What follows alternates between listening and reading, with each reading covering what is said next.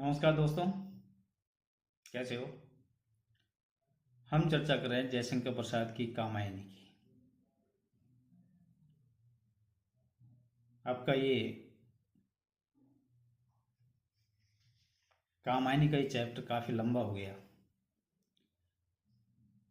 और लंबा इसलिए भी हो गया कि हम जिस चीज़ की चर्चा कर रहे हैं वो युगों युगों पुरानी है। आप और हम जिसकी संतान हैं उस आदि पुरुष की हम चर्चा कर रहे हैं। धरती का प्रलय हुआ, मानव की उत्पत्ति हुई, और न जाने कितने वर्षों से ये पृथ्वी चली आ रही है। आज भी चल रही है और कल भी चलती रहेगी। तो जिस आदि पुरुष की हम चर्चा कर रहे हैं, तो निश्चित रूप से चैप्टर तो बड़ा होगा ही, क्योंकि जिस चीज़ को इतने वर्षों से हम देख रहे हैं वो आसानी से ख़त्म तो नहीं होगा। खैर, हम चर्चा कर रहे हैं कामायनी, जयशंकर प्रसाद की कामायनी के श्रद्धा सर्ग की। और श्रद्धा सर्ग में अब तक हमने जाना कि हिमालय की सबसे ऊंची पर बैठा हुआ मनु एकांकी जीवन, जिसको लगता है कि मेरे आगे पीछे अब कोई नहीं है, जीने का मेरा कोई सहारा नहीं है, ऐसे में वहां श्रद्धा आती है और श्रद्धा उन्हें जीने का हौसला दिलाती है। मनु को उस झंझावात से निकालना चाहती है जिसको वो देख रहा है, उस प्रलयकारी अवस्था को देख रहा है। एक मन में आशा जगाना चाहती है, जीने की ललक पैदा करना चाहती है श्रद्धा। वो उन्हें समझाने का प्रयास करती है कि आप इस पृथ्वी को संचालित करने वाले पहले मानव होंगे, और ये तभी संभव है कि तुम अपने मन में इस आशा को, इस उम्मीद को बनाए अगर रखोगे कि ये जीवन, ये संसार की उत्पत्ति आपसे ही होने वाली है। मनु का जो विगत जीवन था वो आनंद और खुशियों से व्यतीत हुआ। देव पुरुष की अंतिम संतान, देवताओं के जो भी इच्छा हुई वो सारी इच्छा मनु की पूर्ण अब तक होती आई। लेकिन उसके बाद में जल प्रलय होता है, और जल प्रलय में संपूर्ण सृष्टि का विनाश हो जाता है। जिस मनुष्य ने अपना अतीत देखा हो, सुखमय अतीत देखा हो, और उसके सामने वो खुशियां तिरोहित हो जाएं, समाप्त हो जाएं, कैसा महसूस होगा। मनु को भी वही लग रहा है। उसे लगता है कि मेरा आने वाला जीवन में मेरे विगत जीवन की खुशियां समाहित नहीं हो सकती, मुझे खुशियां मिल नहीं सकती। मेरा जीवन निराशा के गर्त में चला जाएगा और मैं निराश होकर के, हताश होकर के जीवन को जीता रहूंगा, काटता रहूंगा। लेकिन श्रद्धा बार बार समझाने का प्रयास करती है कि जिस प्रकार प्रकृति पुरानी चीजों को छोड़ती है और नई चीजों को अपनाती है। रात होने के बाद में सवेरा भी होता है, पतझड़ होने के बाद में बसंत की ऋतु भी आती है, दुख जाने के बाद में सुख भी आता है। ये सृष्टि चलती रहती है, सृष्टि कभी खत्म नहीं होती। मनु के हृदय में एक आत्मसम्मान लौटाना चाहती है श्रद्धा। वो ये विश्वास दिलाती है कि तुम अकेले नहीं हो इस पृथ्वी पर, मैं तुम्हारे साथ खड़ी हूं और हर दुख सुख में तुम्हारा सहयोग करती रहूंगी, तुम्हारा साथ देती रहूंगी। वो कहती है कि जिस प्रकार एक राहगीर चट्टान या सीढ़ियों को चढ़कर के ऊपर चढ़ता है, एक एक सीढ़ी को पार करता हुआ और अपनी मंजिल पर पहुंचता है, उसी प्रकार ये सुंदर सृष्टि जाते जाते अपने पीछे बहुत सारी चीजों को छोड़ करके जाती है, और उन बहुत सारी चीजों को समेटते हुए हमें भविष्य का निर्धारण करना है, इस सृष्टि को चलाना है। अब आगे एक तुम ये विस्तृत भूखंड, प्रकृति वैभव से भरा मंद, कर्म का भोग, भोग का कर्म, यही जड़ का चेतन आनंद। विस्तृत कहते हैं विशाल को, भूखंड पृथ्वी, ऐश्वर्य वैभव को कहते हैं अमंद स्थाई, कर्म का भोग, कर्म के अनुसार सुख दुख की प्राप्ति, भोग का कर्म, भोग के अनुसार भाग्य का निर्माण, जड़ पृथ्वी और चेतन, चेतन प्राणी। मनु को समझाने का प्रयास बार बार श्रद्धा के द्वारा किया जा रहा है। नए जीवन और नए संसार की या नई सृष्टि के निर्माण की बात वो करती है। अब वो कहती है श्रद्धा मनु से, एक तुम ये विस्तृत भूखंड, प्रकृति वैभव से भरा मंद, कि एक ओर तो तुम हो जो थके हुए बैठे हो और दूसरी ओर ये विशाल भूमि है जो स्थायी प्राकृतिक ऐश्वर्य से परिपूर्ण है। चारों तरफ उमंग और उत्साह का वातावरण है। कर्म का भोग, पूर्व जन्म में जो मनुष्य जैसे शुभ और अशुभ कर्म करता है उसको वैसा ही फल इस जन्म में भोगना पड़ता है। भोग का कर्म, और इस जन्म में जैसा जीवन व्यतीत करेगा वैसा ही उसे आने वाले समय में उसके भाग्य में मिलेगा। यही जड़ का चेतन आनंद। इस जड़ प्रकृति में चेतन प्राणी के सुख का विधान का यही नियम है जो सनातन से चला आ रहा है। मनु कहती है कि श्रद्धा कहती है मनु से कि तुम जो ये जीवन देख रहे हो,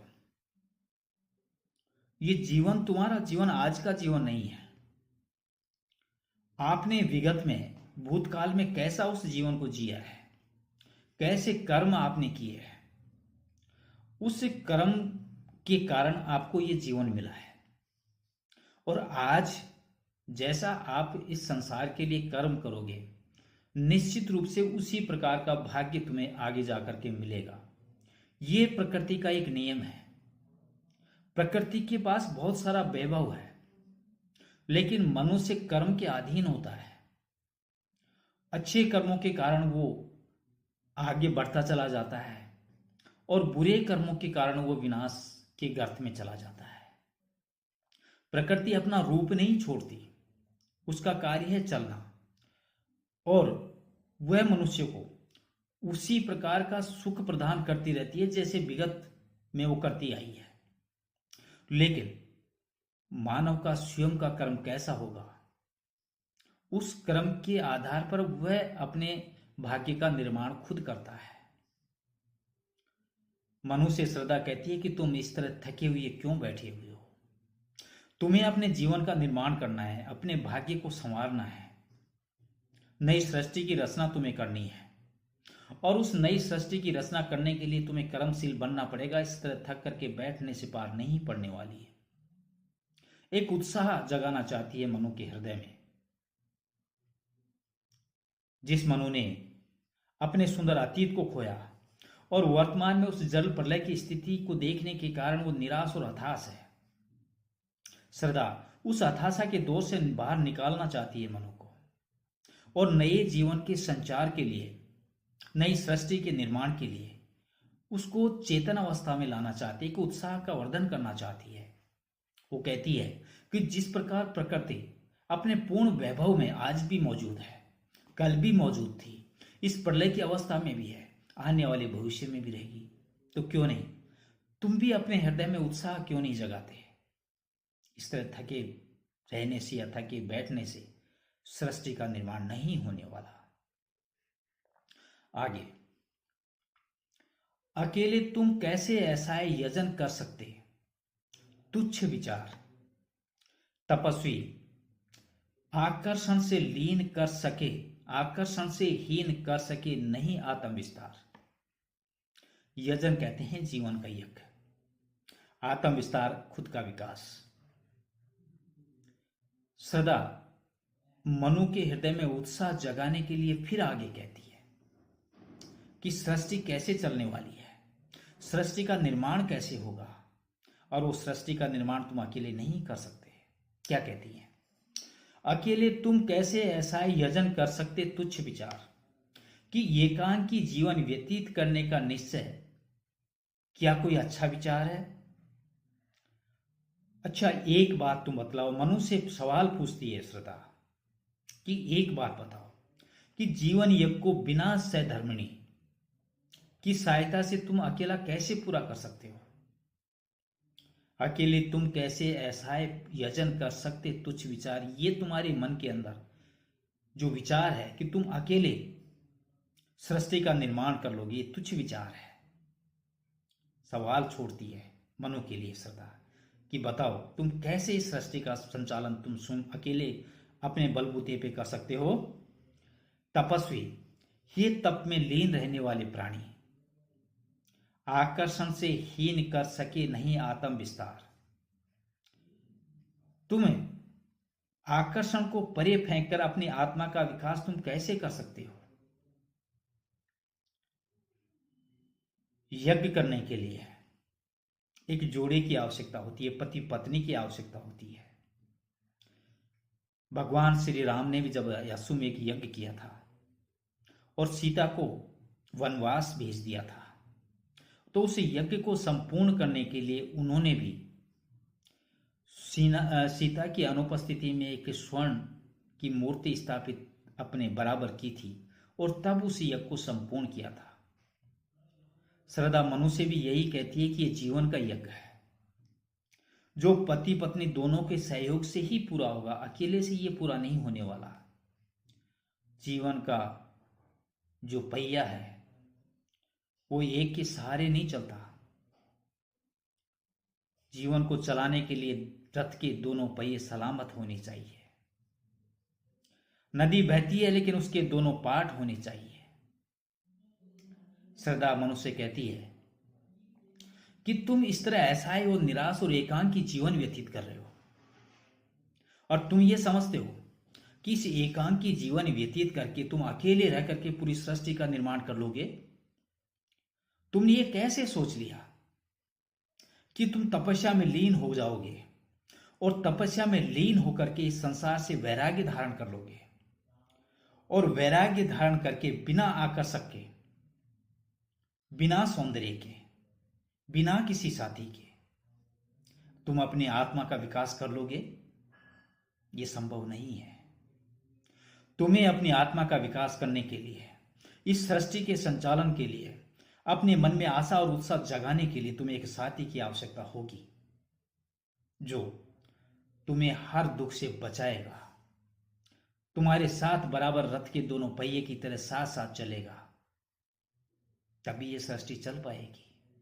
लेकिन इसके लिए तुम्हें अपने जीवन में उत्साह धारण करना होगा। अपने जीवन को चलाने के लिए इस एकांकी जीवन को त्यागना होगा। तुम्हें तपस्या की बजाय एक आकर्षक और सौंदर्यपूर्ण जीवन जीने की आवश्यकता होगी और उसके लिए अपने मन को, अपने हृदय को मजबूत करना होगा। जीने की ललक उसे जगानी होगी। तब जाकर के इस सृष्टि का विकास भी होगा और तुम्हारा खुद का विकास भी होगा। श्रद्धा एक स्पष्ट संकेत भी देती है मनु को यहां पर कि तुम अकेले नहीं हो। तुम्हारे सुख दुख का साथी तुम्हारे सामने खड़ा है। स्पष्ट नहीं कह रही है लेकिन भाव स्पष्ट झलक रहा है कि तुम अकेले नहीं हो इस दुनिया में। मैं भी तुम्हारे साथ हूं, तुम्हारे दुख सुख का साथी हूं। तुम्हें हर क्षण अकेला कभी नहीं छोड़ूंगी। ये उम्मीद, ये भाव जागृत करती है श्रद्धा मनु के हृदय में, ताकि मनु के मन में एक जीने की ललक पैदा हो सके, एक मनोकामना उत्पन्न हो सके।